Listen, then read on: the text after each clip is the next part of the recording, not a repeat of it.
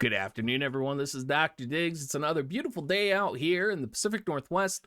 Today, we're going to talk about everything you need to know in regards to the Final Fantasy XIV raid, tips and tricks to help you be able to potentially solo it, and of course, we're going to be talking about how newer players are going to be able to hop in and gain access to this raid as well. Now, I would say this raid is pretty unique in that this raid actually was technically the first raid that was released in JP. That being said, this raid was designed to be a little bit more accessible and is not as hard as some of the raids that we have encountered so far. Specifically, this raid is going to be capped at level 80, and then this raid is also going to have 2 elemental weaknesses, and the resistances of the boss are going to be slightly lowered.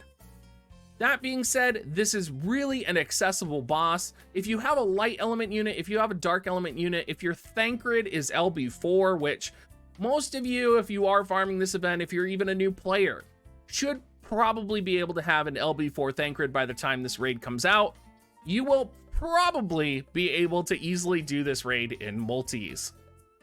Let's talk about what makes this boss easier. This boss is going to be 10% resistant or weak to light and dark element.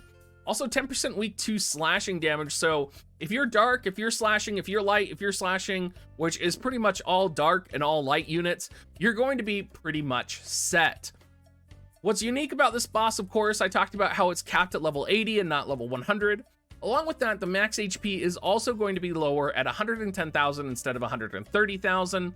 Its agility also going to be a little bit lower than a lot of other raid bosses, so it's going to be giving you just that little bit more of an edge. CT moves are not going to be working on it, so you're not going to be able to steal time on it. You will be able to agility break it. So for those of you that want to make use of agility break, that will, of course, be an effective strategy. Max HP down is disabled. He is going to have, at level 80, almost 100% accuracy. He's also going to have the 2 things that make him a little bit more dangerous, I would say. It's not going to be the end of the world, but you might just want to plan for it. He has Darkness Killer up, and he also has Defense Penetration Rate up. So any defense that you have on your character is not really going to be viable. And of course, that Darkness Killer up, if you are planning on running a dark comp, which I know a lot of people are, you're going to have some issues with survivability, which you might want to address ahead of time. Now, his adds that he spawns with are going to be 2 light element archer units, and they are going to cast Sharp Shot and Chain on each other. We'll talk about how to deal with that when we get to our unit formations here in a bit. We are going to see also that the 2 primary attacks that this monster is going to be using are area of effect attacks. So you're going to see me emphasize a little bit of an importance on War Mech, on Bloody Moon. Those cards are going to really help your survivability, particularly if you're running a dark composition in this match. One other thing to note here is that the basic attacks of the boss, every single attack that it does, is going to be light element and slashing. So while the boss does have a large amount of defense penetration and a large amount of darkness killer, you are going to be able to mitigate that damage by actually putting on slash resistance VC, or putting on light elemental resistance either through, Thancred's TMR, or putting on some type of Esper that gives light resistance on you. Let's talk about useful VC and trap VC equipment and Espers. I just talked about area resistance going to be important. 2-headed dragon, or really any damage cap Esper, is pretty much going to be essential in any raid. You might even be able to clear this raid without 2-headed dragon or any of those in a single run on auto, just by the fact that the max HP of the boss is going to be lower. Any type of agility card is always a bonus. I'm actually wondering, though, if this is going to be required. Again, considering that the boss is a lower level, has lower agility compared to a lot of the raid bosses, you might actually find yourself leaning in heavier more on defensive or survivability measures to more consistently clear your run, giving you that 100% clear. Yes, it might take an extra few turns, but it's going to give you that consistency. I think probably one of the most important cards here, and that's why I listed it first, is going to be Iron Giant, giving your single unit slash attack up and giving the party 15% slash resistance. Iron Giant is a card everybody has access to. This is a really powerful card And yeah, you could throw, you know, Moraga on there as well. You could throw Secret Orders on there as well for slash attack up. Either way, I think Iron Giant is a must-have here. I also put Snow White Orders on because that has slash resistance on it. I also put the Exorcist card. While the Exorcist card, the penetration effect isn't really going to take effect because there is no native slash resistance on the boss. You can use Triple Trick with Stern, for example, so it's a very viable card. And of course, if you are looking for more MR cards that you can really use here, we do have the Light Eater party-wide attack up card. And oh my god, I literally like stopped my last video to look it up because I can't remember the name of this card for the life of me, even after I've looked it up like 4 times today and I have it maxed and I've used it. So I don't know what the name of this card is. Holy shit, we're just gonna move on. Any attack up card is going to be really good. Ifrit, the Final Fantasy XIV Crystal Chronicles card for attack 30%. Valve Love for some specific strategies regarding the archers we'll talk about, and any missile resistance cards to help you survive the archers. Some trap VCs that I put up here. Igaion, again, you know, pretty viable for the accuracy and slash attack up. But the slash resistance piercing, not really going to do much here.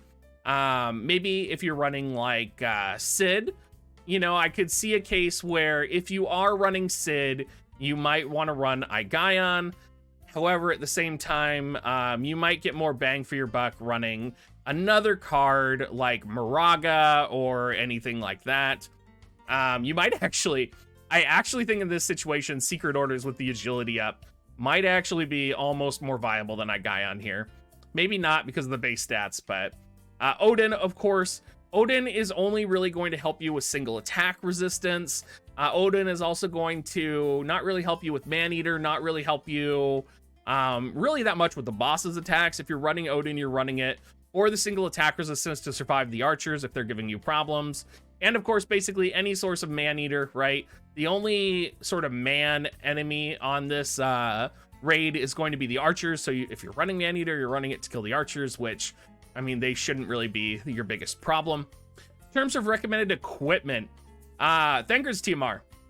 Thanger's TMR, one of the best pieces of gear you could run here. Of course, you know, any of your AP generation TMRs are going to be good. So like Ziza's TMR, Oldoa's TMR, we also have Glaciela's TMR. Those are all great. You should be having those. You should be running those. But really anything with slash resistance on it, anything with missile resistance is going to be like valuable. Anything with HP up is also going to be valuable, right? The defense value doesn't really matter because the boss is going to have so much defense penetration. It's going to be as if you have 0 defense anyway. So don't look at your defense, look at your HP, look at your resistances, and make sure you're planning your gear that way. Kind of along the same page as this, I want to talk about recommended Espers because Espers can be really important and really valuable when you're doing this type of content. I think a lot of people, though, when they're doing this, they might respect their Espers. I know I will, to give you a little bit more of an advantage. So Demon Wall, of course, you can spec into light resistance and slash resistance. Probably one of the most heavily defensive VCs that you can put on any of your units right now for this raid. Behemoth, of course, is going to be kind of the opposite. You're going to be able to spec into slash attack and light eater if you want. Do be aware that Behemoth comes with -10 light resistance, so there is kind of that trade-off. Siren, amazing for the slash resistance. I would definitely put Siren on your team. And Iron Giant, of course, for slash attack up and slash resistance up. I think those 4 Espers should probably be the primary 4 Espers that you're running with. You can also run Two-Headed Dragon, Red Chocobo, or Odin. Make sure you know, though, that if you're running Odin, you're spec'd into slash resist or missile resistance, just so that you're getting some benefit besides the base stats. Odin could be really high on this list if you did actually spec him differently. Most people have spec'd Odin, though, into Maneater all the way, and that's kind of like they're committed down that path. And, you know, a lot of people don't want to respec their Odin. But if you respec him into like slash attack, slash resistance, Odin could actually be one of the best Espers here. I just think people are maybe too lazy to do that. Kind of similar to Demon Wall, right? Like a lot of people might not just respec their Espers or think like, oh, I don't need to do that in order to auto this. And you might not. So something to think about in that regards.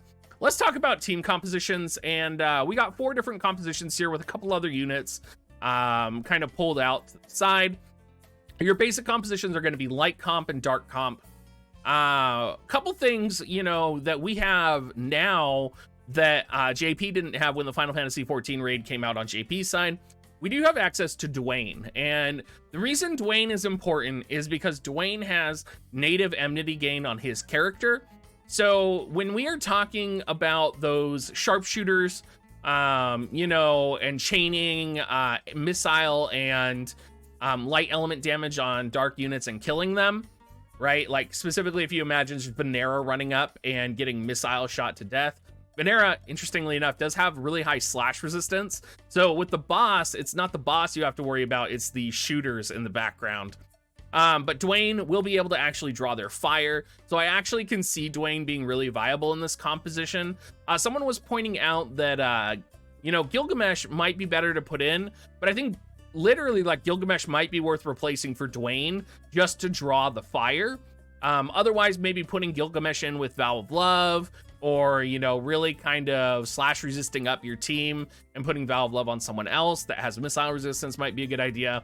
But basically, that's how I would plan on dealing with the archers, is making use of Vow of Love. And that's a strategy that was on Altima when it was talking about how to deal with those archers. I would also potentially try and spec damage until I can no longer auto clear. So you can see I don't have area resistance on any of my units in any of these builds, but I might want to spec more defensive if I was thinking about it. The builds on the left, the light element build featuring Cecil, Thancred, Warrior of Light, and Ramza, could of course be modified as well to throw Gilgamesh in there. You could even throw Sid in there for armor break or something like that. The dark composition down below, you could sub out multiple units. You could throw Ziza in there with Snipe Dagger. You could throw Kane in there with, Kane actually might be better than, well, not like, so there's an argument that Kane could be better than Stern, right? Because Kane has higher base stats, a better weapon, but Stern also has triple trick if you have the Exorcist card. So you can make an argument around that. You can put Shadow Links in as well for Dream Within a Dream, which is a 3-hit chaining ability, which might even be better than this combination, right? You might put Shadow Links instead of Venera. Like, there's so many different combinations that you can do.